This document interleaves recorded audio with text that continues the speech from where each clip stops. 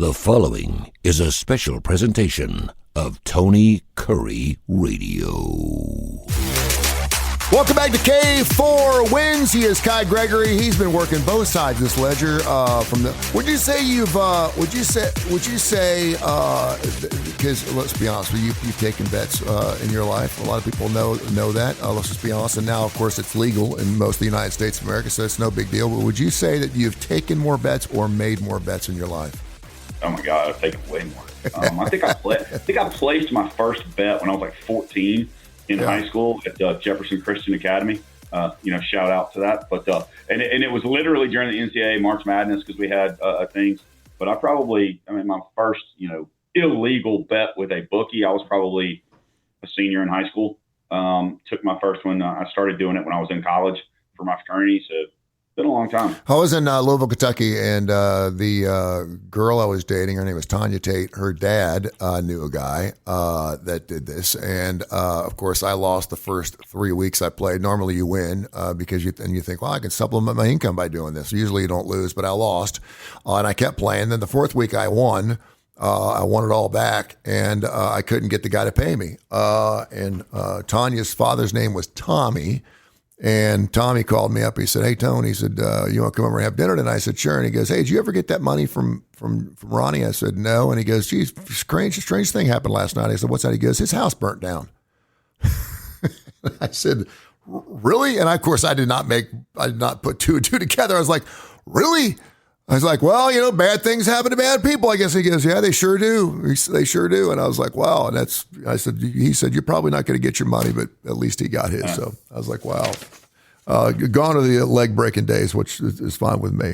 All right, so we're going to have Keefer. He's going to join us later this week. Of course, he's live from Las Vegas, talking about a busy bird. He's got it going on. Of course, also Keefer, who joins the show here. You can see him on the starting lineup on television. He'll join the show coming up on Friday as well. So we'll have all four of us. But in the meantime, we got the two brains right now. We'll take care of some business and get it after on K4Wins. K4Wins.com. Bracket out. For some reason, it looks a lot smaller this year than it normally is. I think it's just because our eyes are getting older, my friend. But what's stuck out to you on this particular bracket? There's been wall-to-wall bracket TV since Sunday night. It's a wonderful time of the year. What you got? I love two of the opening round games. Seeing Wednesday SMU and Miami of Ohio. I like that matchup. I've been on, as you know, we've talked all year on UMBC, Maryland, Baltimore. They're playing today versus Howard. And I absolutely love the NC State Texas game. I mean, I think we've got four really good opening round games. And it's funny because Miami of Ohio, who was undefeated until their tournament, is actually the biggest dog of all of the last four, or the play-in games. And so it's pretty interesting. I think we got some great first round. That doesn't surprise you. I will say this. I was surprised it was that high. I thought maybe it'd be 4.5, 5. I didn't think it was going to be 8.5. But yeah, and a lot of people were like, "Well, there you go." And of course, Miami, Ohio was the last team to get in. Auburn was the second to the last two teams not to get in. A lot of people were saying it was going to be 1-for-1 there, but it actually wasn't. So, and I got to wait for that game tomorrow to see if DJ Edwards is going to play for SMU. How healthy he really is looking at it. I mean, Ken Pom, SMU is 43, Miami, Ohio is 93, but adjusted with strength of schedule, defensive and offensive rating, SMU is 144, and Miami of Ohio, what would you guess their adjusted Ken Pom ranking is at a 366 Division I team? Miami of Ohio, Ken Pom, adjusted. I want to say it was like in the 90s. Was it 90s, 100, something like that? 361 is adjusted with strength of schedule and offensive and defensive rating. Wow. Okay. Well, which tells you, that being said, I like Miami of Ohio plus 8.5. Yeah. You know what? And it's weird because again, they won 31 games. That should be worth something. And I know that was one of the great arguments going into this, the great debates. And I know that people total of 164 in that game, and it that game, and there's a couple of others that I kind of feel like first 1 to 90 wins. That High Point Wisconsin game, same thing. You've got two pretty good offensive teams that don't play great defense. Although Wisconsin's ranking is like 22nd adjusted, in defense. High points ranking is 319, but they shoot a ton of threes. They average 90 points a game. They've been averaging 17 threes a game their last 10 games. Wow. Yeah, I want to get back to that Miami game too, real quick. I would love to be the coach in that particular situation because it is them against the world, right? We're not supposed to be here. Let's prove to them. All I gotta say is look at the guys. Let's prove to them that we belong in this tournament, and we see that every year. There's always one of those play-in games where a team will get to the at least 32 or maybe the Sweet 16. We have had a double-digit seed make it to the Sweet 16 in 4 of the last 9 tournaments. So. For the last 9 tournaments, a double-digit seed has gotten to the Sweet 16, so it will happen. But how many made it last year? Last year we had 0, I believe, because all 4, and that was the first time. And it's funny. And I was going to throw this question out to you: better shot of happening, a double-digit seed making it to a Final Four, or all 4 ones making it to the Final Four again? They did it last year, and that's really rare. It doesn't normally happen.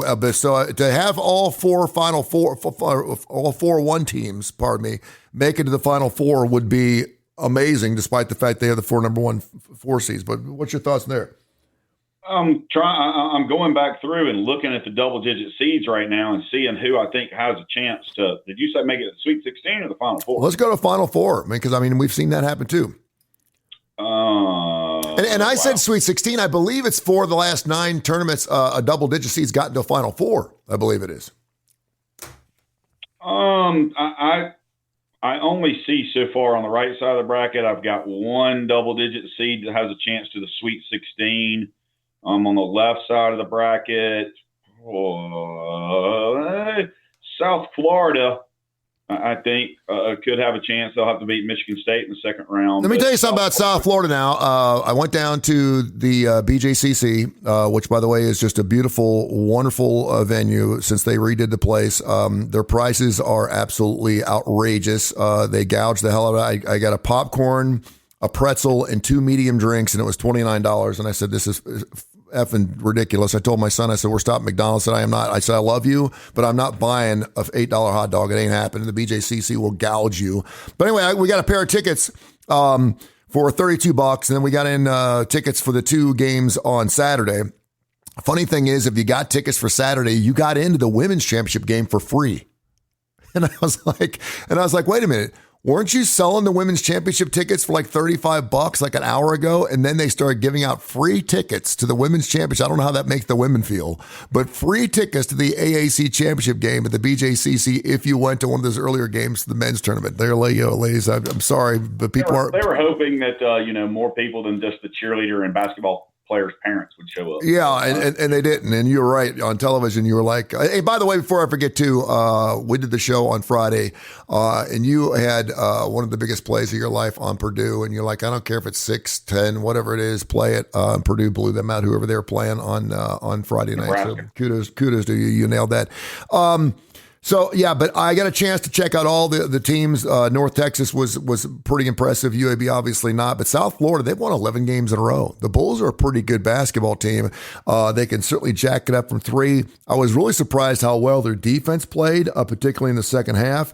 And that is that 11 seed matchup that's always kind of interesting. Everyone talks about that 12-5. The 11-6 is about the same as 2. So watch out for that 11-6 and watch out for the Bulls' possible Sweet 16 team. I'm just saying, if they get hot, they got a great guard named Giles who is not afraid to jack it up from wherever he is. And I'm talking like 30 seconds left on the play clock. He's jacking it up right at the beginning of the ball game. This kid's unbelievable. He shoots just under 50%, but most of his shots are from three-point line. I think he was 8 of 10 or 8 of 12 against UAB the other night. So that kid's pretty good. But watch out for the Bulls. They're a good team.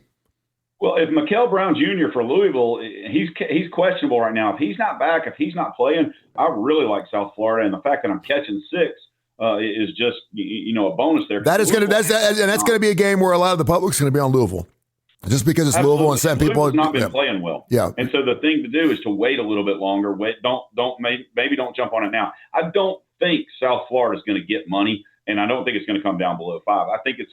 The last time I saw it was 5.5. I think it's going to be 6, 6.5, 7 at game time. And you got to go with the dogs if you really want to make money. just like I can tell you, if you had been betting just dogs during the tournaments, during the conference championship tournaments, whether you just took the points or whether you bet money line. If you bet money line, you'd be up a lot of money after last week. Yeah. Trust me, because I saw people doing it. Yeah. And if you took just the dogs, just took the points every game, you would have won way more than you lost. Mm-hmm. And I think it's going to be the same in the NCAA tournament. There are some games that I'm looking at that I'm just like, wait a minute.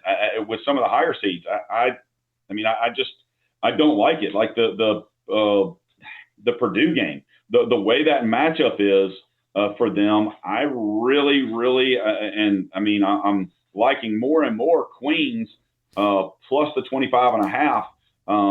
Their adjusted rankings with schedule and everything, they're top 75 in offense and defense adjusted rankings, and they like to put it up. And there's just something about Purdue. Last time they won the Big Ten championship, by the way, they were a 2 seed in the NCAA tournament and proceeded to lose to Farley Dickinson. Yeah. 25.5 point dog. The Royals out of Charlotte, North Carolina. A lot of people think they think of Queens, they think of New York, but it's actually out of Charlotte, North Carolina, and a team that can really jack it up. And one of those teams that could probably make some interesting. Hey, I want to get around to the SEC real quick. Arkansas, they win the tournament. I cannot believe that Calipari is taking his 7th team or the 7th time to a big dance. And listen, you can say whatever you want about him. I don't like him as a coach, but obviously he does something well because he just won another SEC championship with Arkansas. But the one thing I think everyone kept bringing up was the fact that the conference tournaments don't seem to mean anything when it comes to seeding. Are you okay with that? Obviously, you're talking about a 3 or 4 game stretch when you've played 30 something games before. So it's just a 3 game stretch, but it is against the best of your conference. Do you have a problem with the fact that maybe 90% of the teams that came in with one seeding number had not changed at all, regardless of how they did in their tournament, with the exception of, say, Alabama, who lost 1 seed spot? I don't know. That's going to be an interesting to talk because I'm going to be interested to see if Nate Oates actually, does anything about Holloway. Although I did see the report last night that I think he's been removed from campus. He has been. He's been, as of about an hour ago. He is no longer on the team, and he is gone. A pound of smoke and some cash will do that for you. Guarantee you, they didn't leave that up to Oates though. No, because Oates, in my opinion, Nate Oates probably would have played him and just made an excuse. No, he'd want the process to play out first, and then let him play. And maybe that's what Holloway was thinking too. If I get nailed for it, what are they going to do? Kick me out the team right before the term? Yeah, probably. Yeah, but I mean, if you got a pound of pot, I mean, come on. I don't know what can play out there. A pound. Seriously. A pound of pot now, though, is not like a pound of pot like 10 years ago. I mean, a pound of pot's like a pound. It'd be different if you had a quarterback. Well, it's what it is. It's distribution. Now if the guy is Snoop Dogg and can smoke a pound in a week, then I'm saying, hey, leave him alone. But if the guy's not a Snoop Dogg smoker, then he's distributing, and if he's distributing, that takes it up a notch. So, but why are you so stupid? Your NIL package is $1 million a year. Are you really going to make that much more? Do you know how many former NFL players who are making millions of dollars every single year are selling weed right now?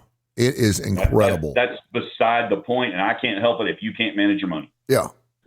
I mean, sorry, but that's ridiculous to go, hey, you know what? I'm making $1 million a year. I'm going to go buy some grass and see if I can make an extra $10,000 this week. Well, really? they can keep up their habit and make a living doing it. That's the way they look at it. Yeah. You know what I mean? If you like beef, you're going to sell the cow and you can eat it too. I kind of like Hawaii to backdoor jumping back in that plus 15, even though I think Arkansas is better all the way around. I just don't know how they're going to be after their 3 games and all that. Don't get me wrong, because why does Calipari win? Why is he on the 17? Well, think about the teams he's had, including UMass when he had the Player of the Year there. Kentucky, he had Player of the Year a few times, at least SEC. This year, Darius Acuff, he's got SEC Player of the Year. So that doesn't hurt when you got somebody like Acuff, who, just for the record, was freaking incredible. No, and we've been watching him all. We've been talking about him all year long. One of the best point guards in the SEC, and we brought it up before the SEC basketball tournament. Look out for Arkansas because of Acuff. I kept thinking, because I've got a lot of friends of mine. I lived in Kentucky, in Louisville, for about 3 years, and it's just so strange because you cannot find a Louisville fan to save your life up there. Even in downtown Louisville, Kentucky, they're Kentucky fans. It's amazing. It's like 80-20 Kentucky fans, but Kentucky fans are they don't really care about Calipari, but they're kind of pissed. Ready to see Pope leave. But when you spend $22 million on your basketball team and you can't win 2 games in the SEC tournament, what are you going to do? I don't like Kentucky. I don't like their draw in the NCAA tournament either, because just looking at it, I will tell you, I don't know what their seeding is. Kentucky's 7 seed. They got Santa Clara there out of the Midwest. I got Santa Clara in that game. And then they have Iowa State or Tennessee State. They're more likely Iowa State, which is going to be a tough matchup for them, big time. Yeah, well, I like VCU, and then unfortunately, the way Iowa State's been playing is not great to me. I think Iowa State will win, but I can see VCU sliding in that as well into the Sweet 16. And a lot of these, though, when you talk about these lower seeds, people have to understand when you're talking about that, there's also just as good a chance they could lose their first game. And probably a better chance of losing their first game is getting to the Sweet 16. I really just like those situations where that underdog wins that first game. I really like them in their second game, unless it happens something like a 12 wins and they're playing a 13 instead of a 7. Yeah. Then I like the lower seeded team. I don't know why. It's just the way the NCAA tournament goes. It's crazy time, man. You got the Auburn Tigers playing some hoops today, believe it or not, in the NIT. They're obviously one of us, the 1 seed. They're playing South Alabama. They're getting up 16.5. A little bit later on tonight at 9 o'clock here on St. Patty's Day. So keep that in mind. We also have Texas, NC State, Stephen F. Austin. Really, the NIT is really good this year. I mean, I'm just telling you from a basketball standpoint, you have a pair of 28 win teams. Stephen F. Austin's Tulsa's 20. Tulsa's another one of those teams, the Golden Hurricane. By the way, the strangest looking, it looks like a giant turd. Like one of those whippy dip turds, the mascot for Tulsa, it is the strangest looking thing. It's scary looking, but they're fantastic. You got Wyoming, Wichita State, another team that I saw this past weekend. The Shockers, by the way, a heads up to Berg, the 7'2", 6th man of the year out of the AAC. I got a picture here. I got a picture of this. You're gonna love this. There is a picture of Berg with my son. Slightly, my son is not short. Okay. He's about 5'9", but that's Berg, all 7'2" of him. He was sitting right behind us. I was like, Berg! Berg did a nice job, despite the fact that he did not win the tournament. But they're also in there. So some really interesting, normally I would not look at the NIT. But yeah, some really good games. Stephen of Austin Tulsa game, I think, is going to be fantastic. I think Texas NC State could be a fantastic game if you're wanting to wet your whistle before the playing games come up. Auburn, South Alabama, St. Thomas, and Seattle. And then UNLV and UC Irvine a little bit later on tonight. So games, if you want to get some plays up, K4Wins.com, K4Wins.com. You do not need to wait till Thursday, the playing games, to start letting it fly, because we'll have some great plays. By the way, what was our record last week? What did we do last week?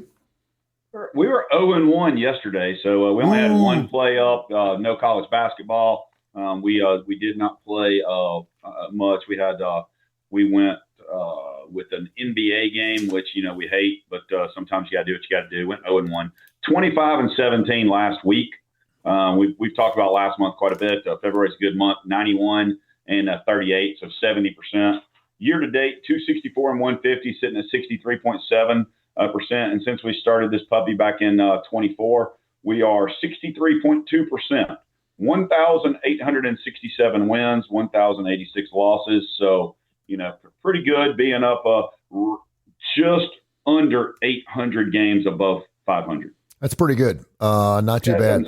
Hey, and I know we're all over the road because we got so many different things going on, but I do want to get back to this Aiden Holloway situation. A lot of people go, what's the big deal? The big deal is a 16.8 points per ball game and a 48% shooting percentage from field goal. This guy was the real deal, and he is a major part of why Alabama was as successful as they were and only lost 8 games all along.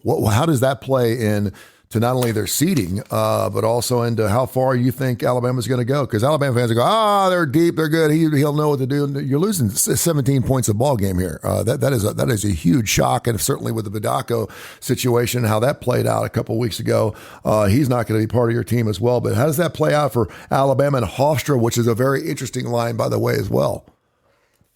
I got Hofstra yesterday at 15. I haven't seen it today.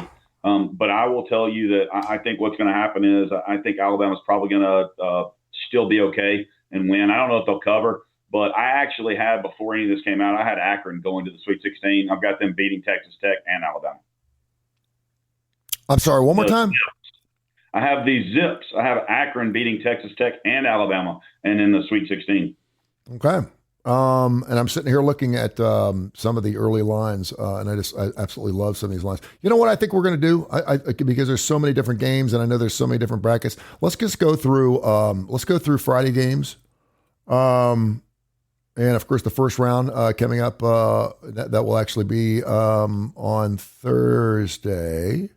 We got some play-ins today. You know, Howard at UMBC. We talked about North Carolina State, Texas, like you talked about. Tomorrow you got Lehigh and Prairie View. You got Texas, NC State. Yeah, Texas and NC State. A lot of people are all over Lehigh in this game, and Ken Palm 284 versus 288. But adjusted schedule, Lehigh is 199 and Prairie View is 23. When you put in offensive and defensive rankings, that really kind of mess some things up. So I'm still looking at that again because I was all over Lehigh with the way they've been playing, but Prairie View's been playing pretty well as well. So that's a game we've got to sit back and look. 3.5 points. I don't know. I think that's. And for you people out there, like, what is he talking about?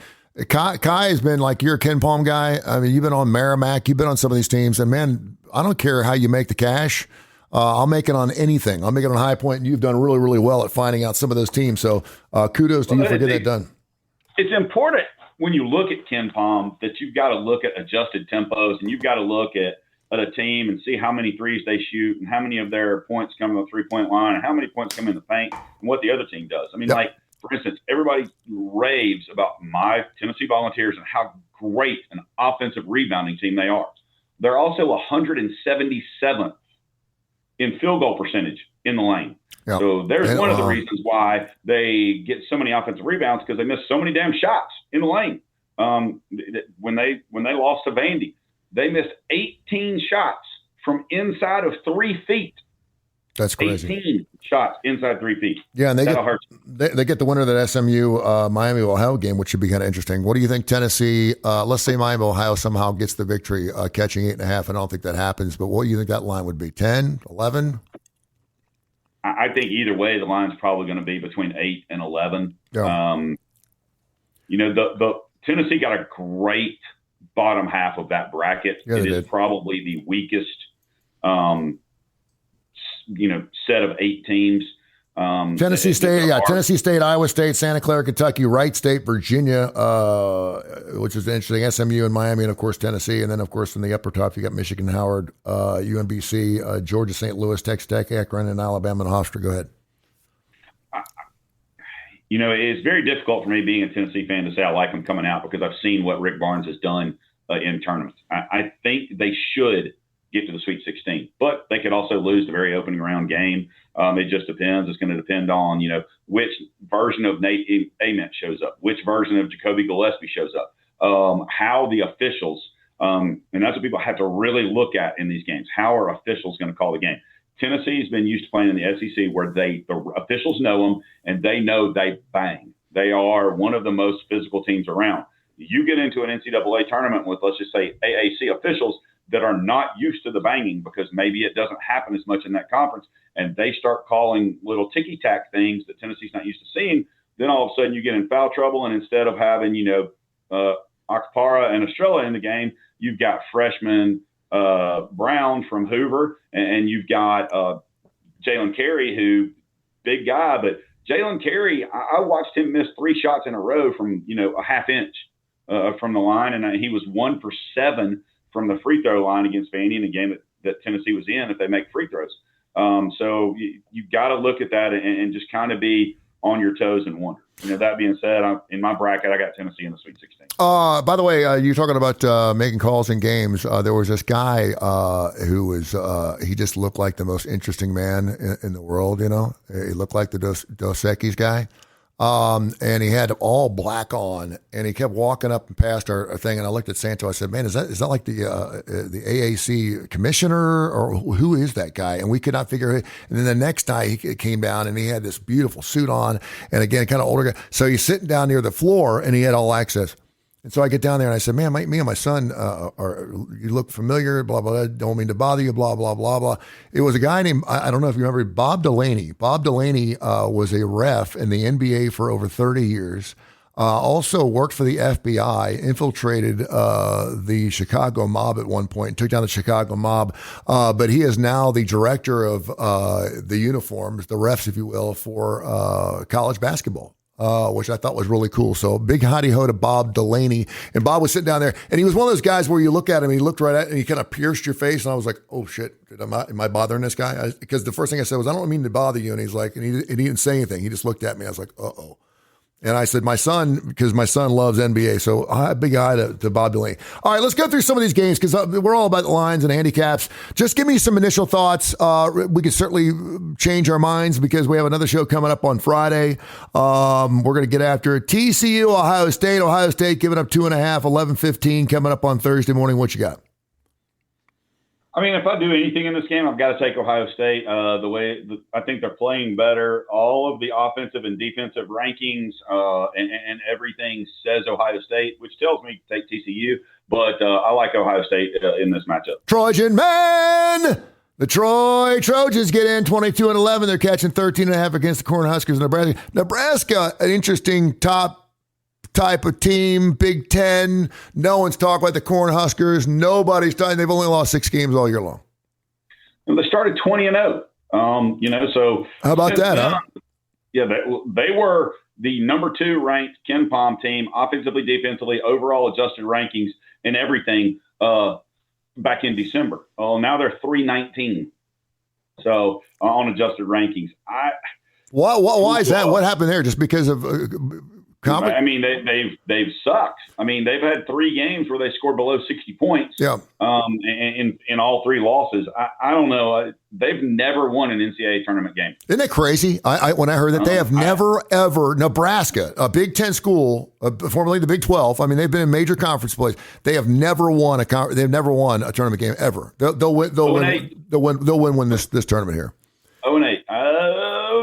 If I play this game, I'm taking Troy plus the 12.5. Nebraska 16-11 against the spread this year. Troy, a top 5, 18-12 against the spread. They did very, very well this year. South Florida, I mentioned them, and Louisville. I think this is going to be one of those games where I'm hoping people did not look at South Florida as well, but I love the Bulls plus 5.5. I think they went out right. I'll take money line on them. I just, having seen them live, I love the matchup. I love the 11-5. I just love everything about this game. I think they can slow, I think a lot of people are going to be looking at Louisville as that blue blood thing, but trust yourself and think to yourself, wait a minute, why is this line only 5.5? There's a reason for that. South Florida will win this basketball game. 100% agree with you. Yeah. High Point, Wisconsin, you mentioned. High Point's only lost 4 games all season. Another kind of one of those 10-point games. You're thinking to yourself, boy, if this was a preseason game, or maybe one of these coaches versus classic things, Wisconsin would probably be like a 20-point favorite in it. No? And now they're only giving up 10.5. Why is that? Just like, NCAA tournament, Wisconsin has not been playing as well as they were early in the season. High Point, like you said, only lost 4. They're playing really well. They average 90 points a game. They're averaging like 17 3-pointers or something like that a game, their last 10 games. First one to 90 probably wins in this game, like I talked about. I really would play the over. I think the only way – now, it's possible because High Point's going to be going into a bigger arena to play in than they're used to seeing. And so maybe some of the shot selection or the shots taken because of depth perception changes some things. They're a 3-point shooting team. Wisconsin is a very good defensive team inside the 3-point line. They're not a great defensive team outside the 3-point line. They're 22 overall in defense in Ken Pom ratings, but against the 3, they're like 112th. So that's a big deal. So if I play this game, I'm going to take High Point, but more than likely I'm going to play over because High Point's defense is like 329 out of 365. So I do not like them to be able to stop Wisconsin at all. Wisconsin 20-12 against the spread this year. It says High Point was 1-0 against the spread. I had to think there's more games that they actually had spreads on. I saw High Point more than once. So get it together, Scores and Odds. Get your shit together. Duke over Siena. Duke, of course, the number 1 overall seed. Caleb Foster out indefinitely. And now I'm hearing maybe he could come back. No, I'm not.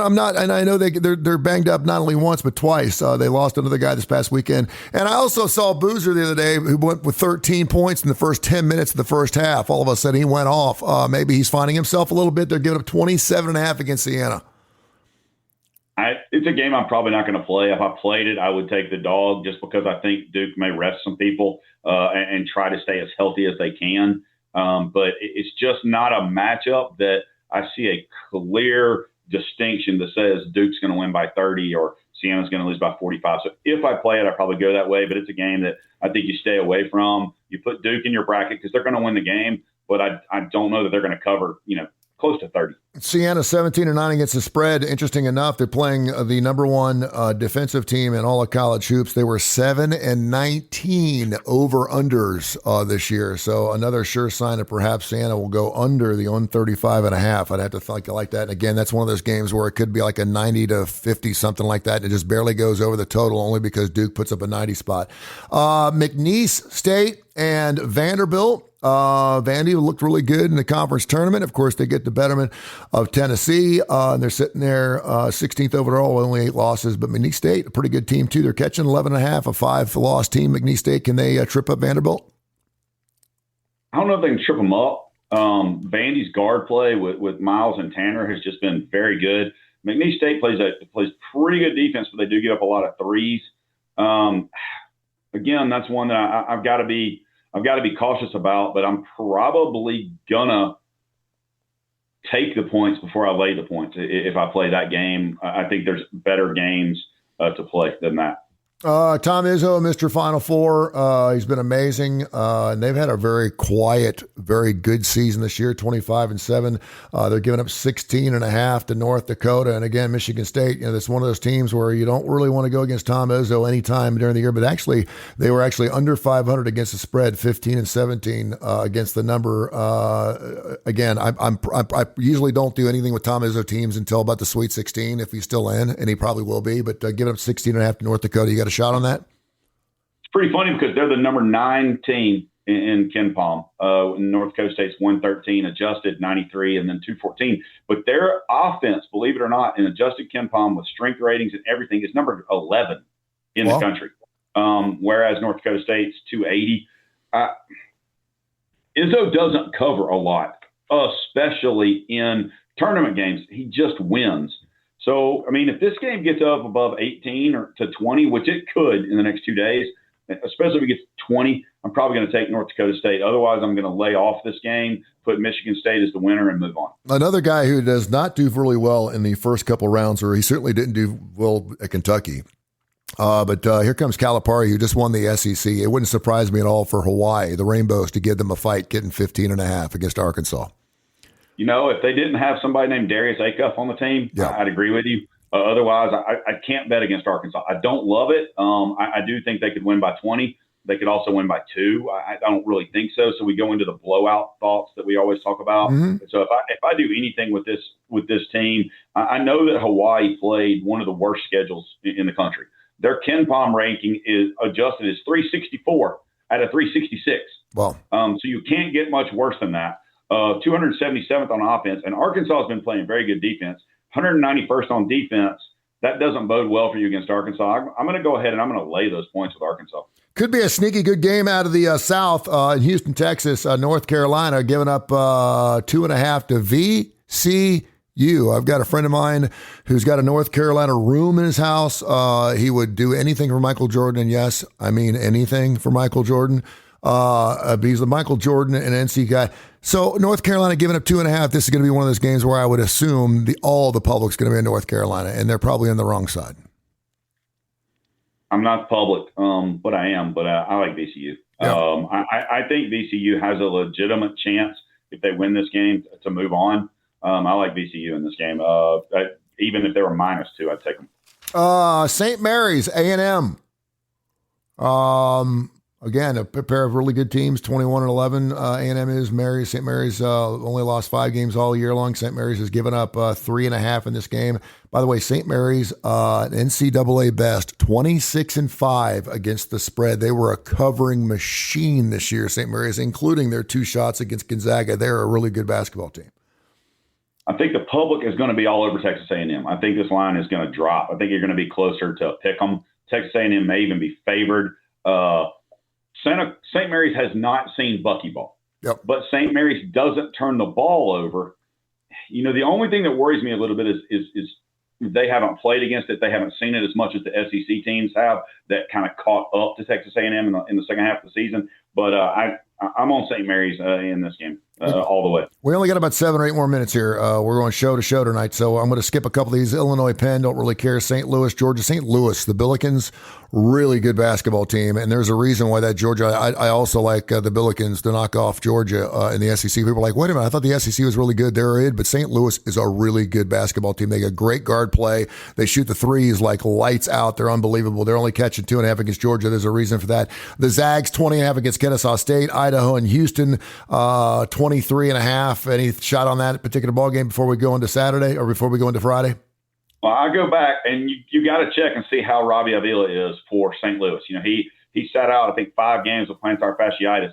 If he's not back, if he's not 100%, I can't go against Georgia, although I think Georgia sucks on the road. 2 fast-paced teams. I mean, the total's 170. It's grief. And I cannot tell you how painful plantar fasciitis is. It hurts like you had it before. I had it a couple weeks ago, and I woke up in the middle of the night and I was like, I thought someone had cut my foot off. I thought someone was doing Kathy Bates on me. I was like, what the hell's going on in my leg? It was unbelievable. All right, let's look at. I don't like either one of the other 2 games you talked to. We can skip on to Friday. We may have a play on it, but I seriously doubt it because those 23.5 point lines I just don't really like in NCAA tournament. If I did it, I would play the dogs and. Chop 20 off that and go into Friday, and Kentucky's only giving up 3.5 against Santa Clara. Another game where a lot of people are like, wow, that just looks like a slam dunk win. Kentucky, right? 3.5. And that would be one of those games where if Kentucky does cover, you're like, damn it, why didn't I think Kentucky was finally going to get it together? But Santa Clara, a good basketball squad. They are, and if I'm going to wait another day or 2 on this one, I would probably take under the 160.5. I think you're probably looking at an 80-75 game, but I'm not sure who's going to win yet. First reaction, when I wrote it down the first time, looking at a bracket, I put down Santa Clara. So, yeah, the Long Island Sharks, they're getting the biggest nut, 30.5 against Arizona, who, by the way, is just lights out. A lot of people, they played here at the BJCC early in the season and blew Alabama out in the second half.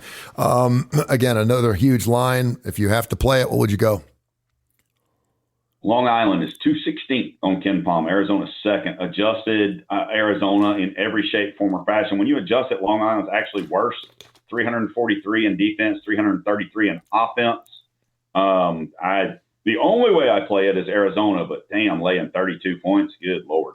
I usually don't like laying the big points, but I am a Virginia fan, and I like the way they played. I thought they played a pretty decent ball game against Miami in the championship game. They're giving up Wright State. They're giving up 18.5. I'd like them by 20. I'm opposite. I like Wright State. Okay. All right. Iowa State, McNeese State, 24.5. Iowa State, Tennessee State.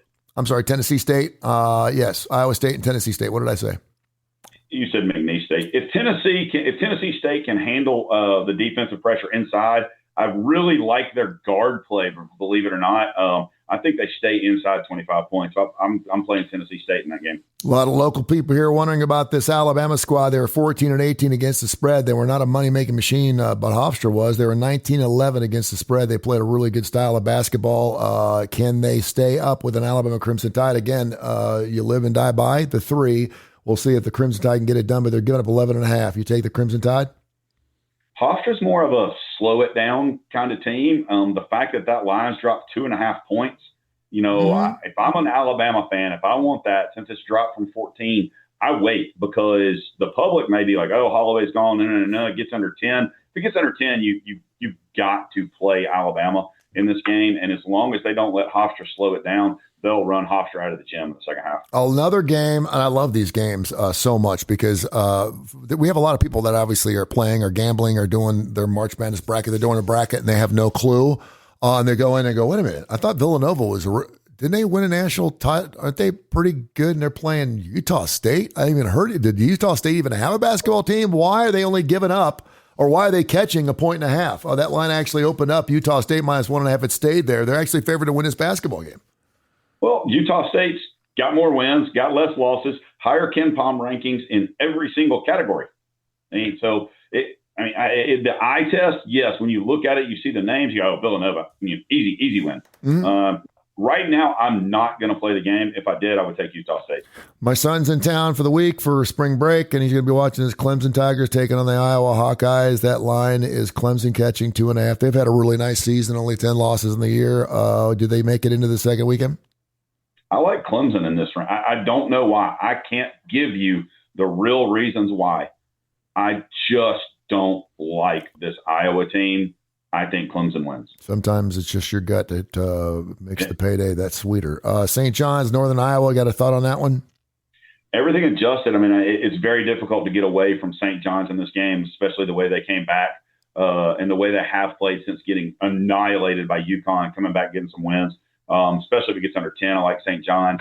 I don't think you can take them up much above 16, but I don't think you're going to see a 6-point swing anyway. So I would go with St. John's. If I can get it at 10 right now, I'd jump on it. Another sneaky good game, a pair of 11 lost teams. I like the Knights against UCLA. What are your thoughts? 5.5. I want to know what Donovan Dent and Tyler Bladeau are going to do, if they're going to be 100% or not for UCLA, because if they are 100%, I really, really like this UCLA team. I understand with Central Florida, but I think this UCLA team, if they're healthy, has a legit shot at Sweet 16 for sure, maybe even Elite 8. All right, 3 more games. We got to go. Purdue, Queens University, 25.5. I really wanted to get in this game because this is another one of those where if you're not a true fan, you're like, wait a minute, I thought Kansas was really good, and that Bill Selfie's a pretty good guy. Why are they only giving it 14.5 against California Baptist? What's up with that line? Dominique Daniels. Yes. Dominique Daniels from Cal Baptist. Watch out for him. He can single-handedly keep Cal Baptist in this game with his shooting. He's put up 40 a couple of times this year. Good kid. I mean, I don't know that Cal Baptist, the rest of their team, can hang with Kansas. But if I do anything, I'm taking them. And the other game you talk about, I'm taking Queens plus 25.5 against Purdue. I really, really, really, really like Queens in that situation. First time Queens has ever made March Madness, and that is what Cinderella is all about. Furman, UConn, and Missouri, Miami. Got any thoughts on those 2 games?